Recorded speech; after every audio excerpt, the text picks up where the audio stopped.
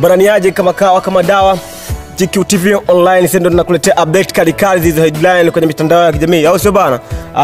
Bwana leo bana tumeamua kubadilisha system na kila kitu na flow na beat kutokana na hii habari haiko poa kwa sababu ina huzuni ndani yake. Au sio bana?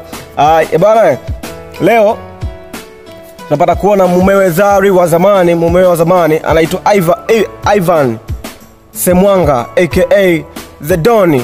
Ivan Doni, au sio bana? Amefariki dunia tarehe 25 mwezi wa 5 2017. Umeona bana, usiku wa kuamkia tarehe 26 amefariki dunia. Na ujamaa alikuwa ni mfanyabiashara mmoja mkubwa sana kwa Afrika. Umeona bana, na Zari walibahatika na Zari kupata watoto wawili wa kiume. Umeona bana hivyo, na taarifa za kifo chake tulipata kupitia kwenye page ya Zari ya Instagram.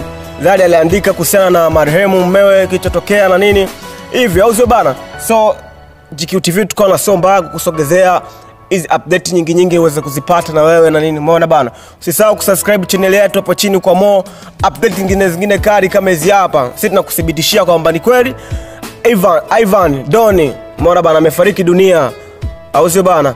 Kama una rafiki yako mwambie bana yule mchizi ndo vile amefariki nini, tumuombee kwa Mungu. Unajua safari kila mmoja na muhusu, au sio bana? Kama alikosea unapaswa kumsamehe na hivyo mambo mengine yanaendelea, au sio bana? Mungu mwenyewe ndo anajua tu mwisho wa siku kuna kitu gani kinachoendelea mbele kwa mbele, au sio bana? One love, peace, tuishi kwa amani, tuishi kwa kupendana, au sio bana?